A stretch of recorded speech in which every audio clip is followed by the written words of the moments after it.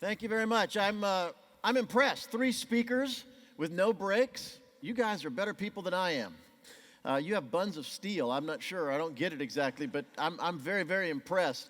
My name is Phil Cooke. Like Dan said, I work in Los Angeles. I work in Hollywood.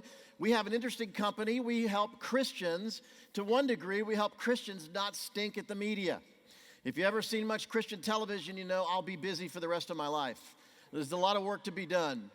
We also work with a lot of Hollywood studios. We work with a lot of production companies. This is how to reach me. I have a blog at philcooke.com. My Twitter name is @PhilCooke. I'm one of those cooks with an E. Our company, Cooke Pictures, is in Burbank, actually. And we did a couple Super Bowl spots a couple years ago, and I thought I'd show you a commercial we did more recently. It's probably not appropriate to show a Halloween commercial at church, but this was so funny, I thought you might get a kick out of it. This is a commercial that we produced that aired nationwide the morning after Halloween. I thought you might enjoy it.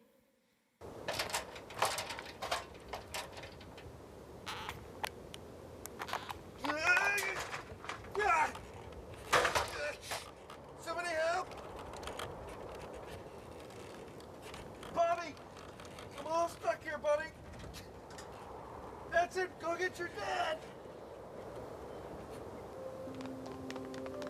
Bobby! Where's your dad? Won't somebody help me?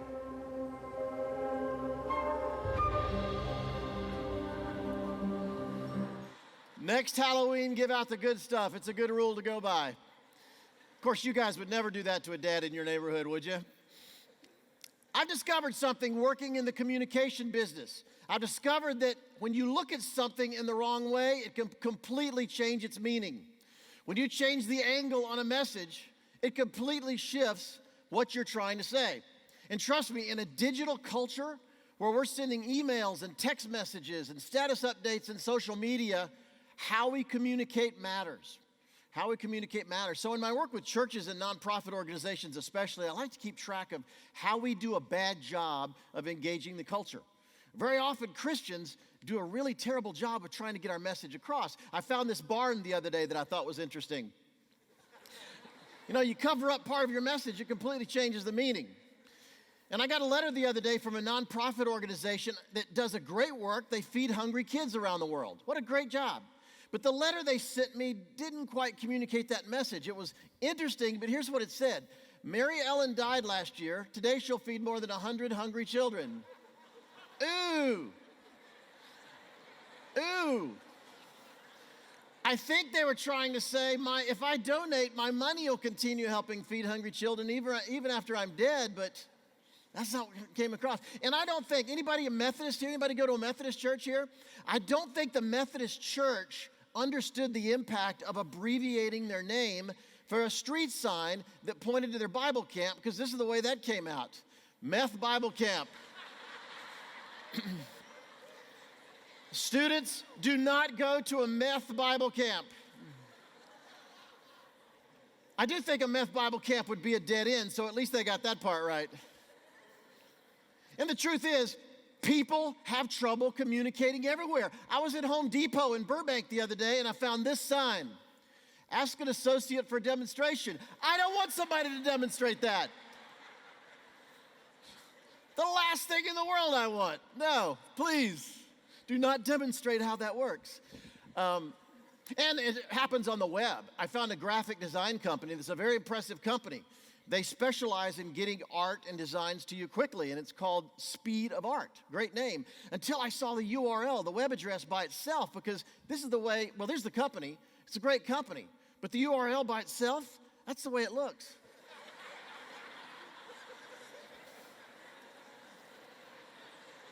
I'm going to be in so much trouble with your teachers by the time I'm done. Anyway, so I want to brainstorm a little. I want to talk to you about telling your story more effectively, how to get understood out there, how to share your story with the culture, because this worldview stuff is critical.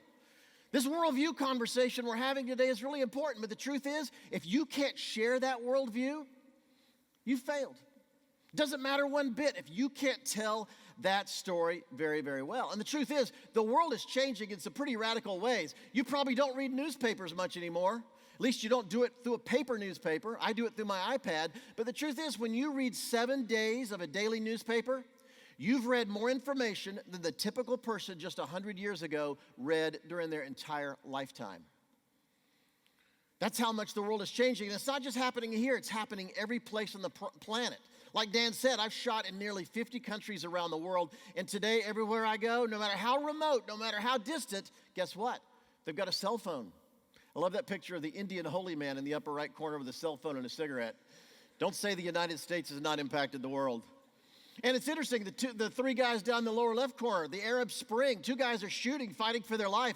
The 3rd guy's checking his email. You never know when that important email message is going to come across. You know, there are more mobile devices in the world today than there are people. It's absolutely radically changing the world. A Maasai tribesman in the heart of Africa with a mobile device today has access to more information than the President of the United States did just 15 years ago. It's definitely changing the world. And so I write a lot of books about it. I've written Jolt, Get the Jump on a World That's Constantly Changing, because I want to help people, especially Christians, understand how to embrace change and use it to help share your story with the world. In the book, Dan mentioned one big thing: discovering what you're born to do. Is so incredible to me because we all need to understand how we are wired. Let me tell you this, you will never get noticed out there for being pretty good at a lot of things. In today's distracted, disrupted culture, you will only get on the radar by being extraordinary at one big thing. So I ask a lot of questions, and what I want to talk today about is, it's interesting that this is the first time in history that something you do for fun can actually be turned into an incredible calling and career, a successful business, and a very powerful ministry, and that is social media. How many of you guys have a Facebook page out there? Woo-hoo! How many of you have a Twitter feed? Whoa, more Twitter? Good for you. Anybody on Pinterest? Yeah. You know, that's the fastest growing social media site out there. Pinterest has really taken off. And how many of you have actually uploaded a video to YouTube? Very good. How many of you have watched YouTube? How many of you hate YouTube? Yeah. Let me tell you something. Do you know that every minute, 60 hours of video are uploaded to YouTube? Every minute. You know that YouTube spends $1 million every single day just expanding their servers for the amount of video that's being uploaded to that site. It's growing at remarkable rates, but let me tell you something. Even with that clutter, the amount of videos that are out there, YouTube is a remarkable way to get your story told. Some amazing things are happening. Let me give you a couple examples. Just a few years ago, there was a young girl named Joanna who was a church youth group girl. Like many of you, she decided that she would challenge, particularly the boys in her youth group, if they would bring 2 new visitors, she would eat a praying mantis. So guess what? They did. And so guess what? She did. Somebody captured it on video, and here's the way it came out. This is Joanna Repsalt eating a praying mantis. This is you got it. 2 guys are coming to church because she's eating this. All right, let's see it. A live praying mantis. A live praying. Hey, eat it! Don't bring it. Eat it. Eat it alive. Eat it. Hey, eat it.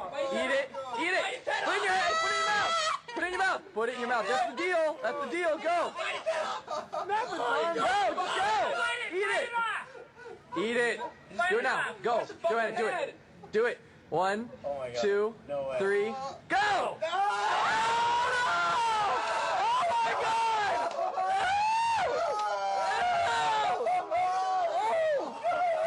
Open your mouth. Open your mouth.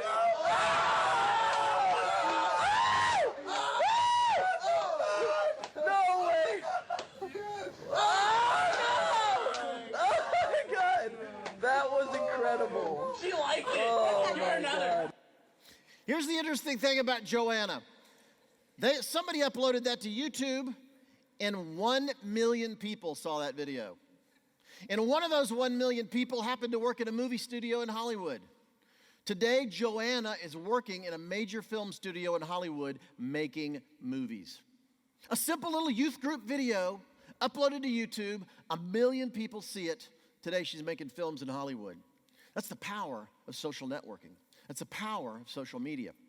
Let me tell you another story. My daughter Bailey, my own daughter Bailey, grew up in Burbank, California. When she was in high school, she struggled figuring out what her niche was. What was her thing? What was she passionate about? What was God calling her to do? She was a photographer, really good at it. She loved literature. She wanted to major in writing and maybe history. She didn't know. She was also a musician. Problem was her music career never really took off. She couldn't seem to get connected. It wasn't really going until one day, guess what? She discovered social media. She struggled with it for a while. She did probably what most of you do. She just talked to her friends. She Facebooked her buddies. She had a Twitter feed, but didn't do much with it. Then one day she realized, you know what? I could maybe not think about this in terms of fun so much and start thinking in terms of how I tell my story. She got serious about social media. It wasn't long before she started sharing the story of her life out there on social media, and she started listening to what other people were saying. Within about 2 years, she compiled those stories and started writing songs about them. She put together her first album, went on YouTube. It started generating a buzz on social media. It got enough attention that guess what? Bailey was invited to perform at the Sundance Film Festival last year in Park City, Utah, the most prestigious film festival on the planet. They found out about her through social media. And guess what? This is the line of people that stood for more than an hour in the snow to get in to hear her sing. And guess how they heard about Bailey? Through social media. It's an incredibly powerful tool. In fact, today, she's living in New York. She's married. She and her husband both are musicians, which means I'll be poor for the rest of my life. But they're doing very, very well. And she has a day job because the American Bible Society discovered Bailey online. They put her in charge of their social media feeds. Today, she manages 2 million followers of various social media feeds for the American Bible Society. One day they're in New York City, and have you ever been to Times Square and seen the big video monitors at Times Square? Well, American Bible Society is real close by. Bailey was there in the office one day, and she decided, you know what? There's an awful lot of people that walk by our office every day. So she went out and sat on the sidewalk. She started counting people that walked by. She figured in a typical day, 75,000 people walked by their building. So she persuaded them to get a gigantic video monitor. And she started making short digital films that just are short enough that in the time it takes you to walk past their building, you can see the message. And she started basing them on Scripture, little Bible stories. This is one of those films that she created that just started airing last week.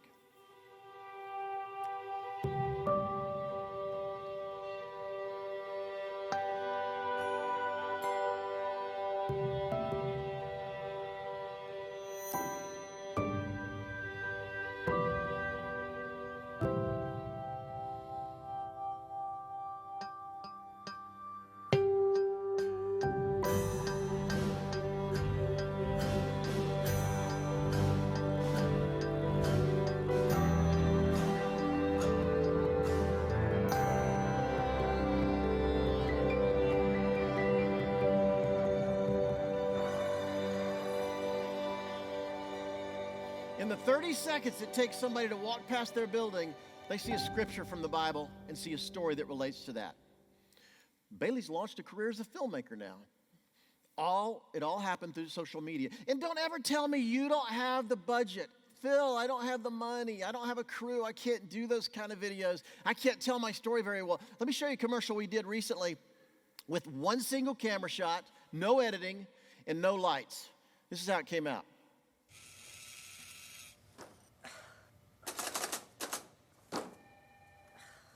Whoa.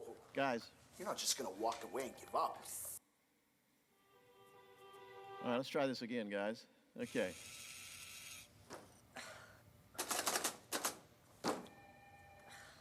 Whoa. You're not just gonna walk away and give up. Stuck. You can get that. That's yours. Nobody else. Get in there and give it some heat. Give it some heat. Get it some heat. Get in there and you get it. You go in there, baby, and you go get it hard. You get it. You get it. Get it. That's the one right there. You get it?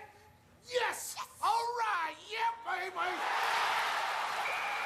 Cheering works. We did that for a Canadian football team. One shot, no lights. You don't need a budget if you've got creativity. You can tell your story very well. So the question becomes, what's your story? What's the story of your life? In a digital culture, social media is the place to share your story with thousands, if not millions of people. And maybe the question then is, how do we share it through social media? How do we get it out there? Get out a pencil and paper, because I want you to write some things down that can have a huge impact on your ability to take what you're learning about this worldview and share it with the culture. Let me give you 5 or 6 things that'll have a huge impact on your future. Number 1, learn to write. Learn to tell your story well.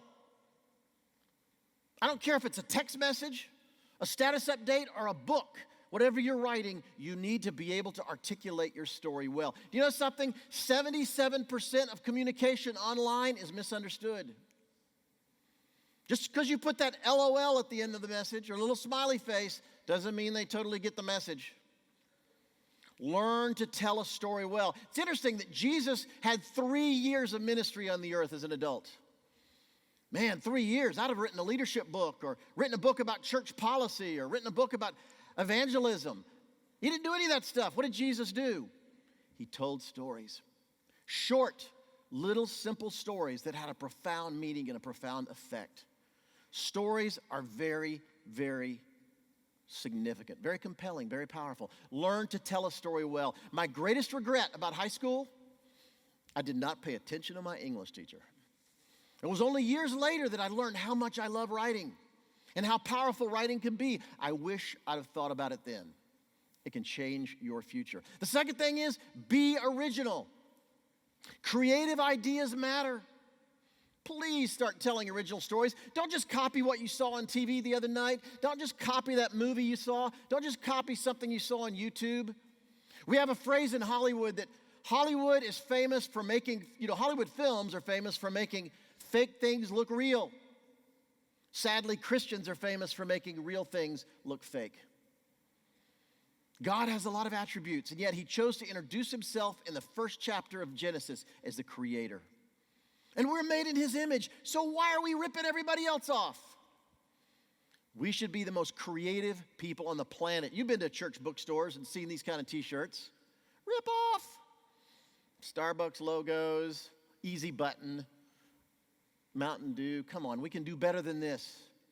We need to be incredibly creative. And let me tell you what the greatest source of stories is. It's the Bible. Last week I was in New York City on the set of Paramount Pictures' new epic, Noah, starring Russell Crowe. They're putting more than $150 million into making an epic feature film on the story of Noah. I mean, Russell's probably as big a star as there is out there today.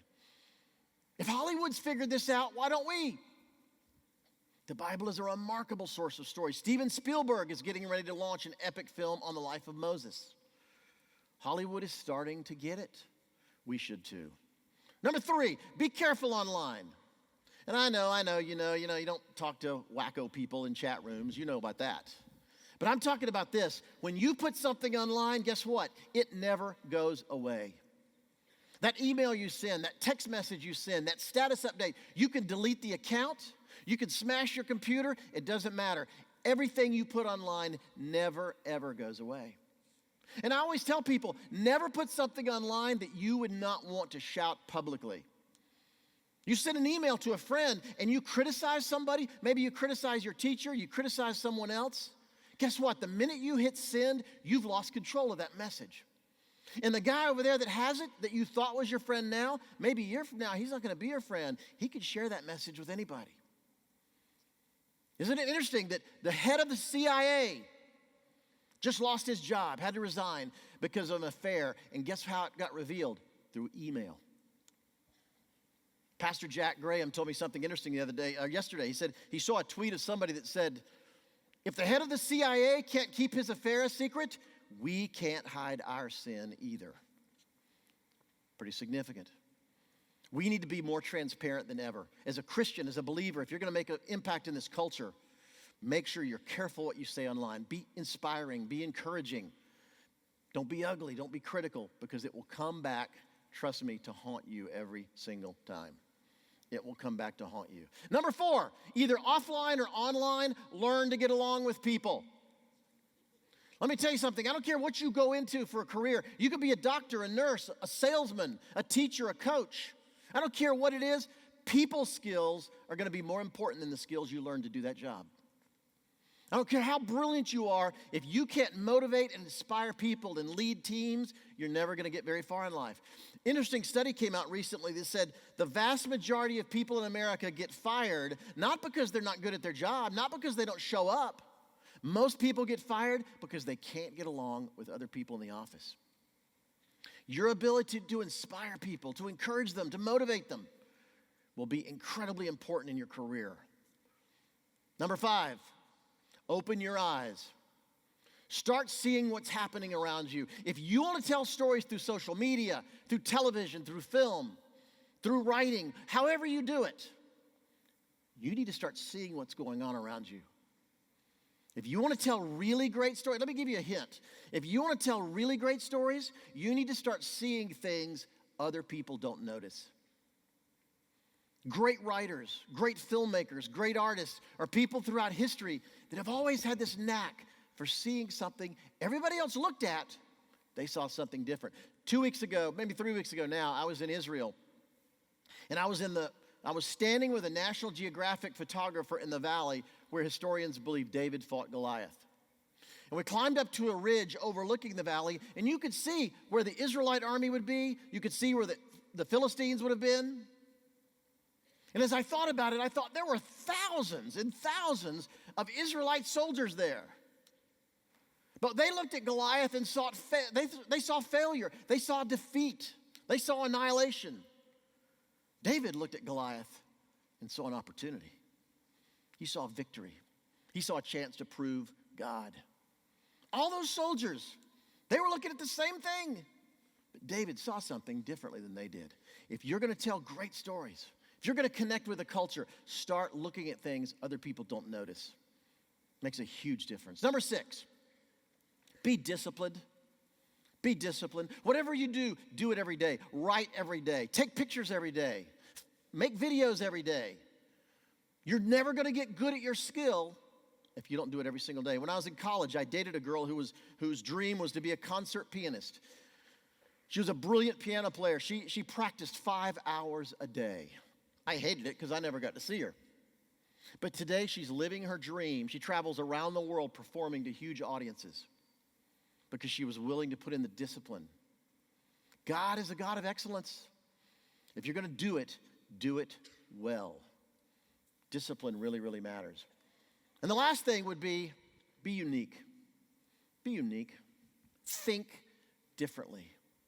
The world doesn't need a copy of something that's already out there. That's why copying movies, copying books, copying speakers, that's not the way to go. God gave you a unique DNA, a unique fingerprint. You are different from everybody else in this room. And yet, we think the way our friends want us to think. We do what our friends want us to do.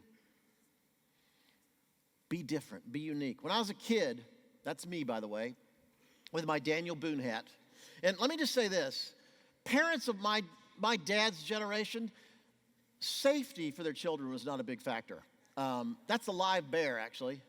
My generation we grew up with no bike helmets. We grew up with with seat belts. I spent most of my youth driving around Charlotte, North Carolina in the back of a pickup in a folding chair. That's how I grew up. And so it was perfectly normal for my dad on vacation to say, "Hey, there's a live bear, go pet him, Phil."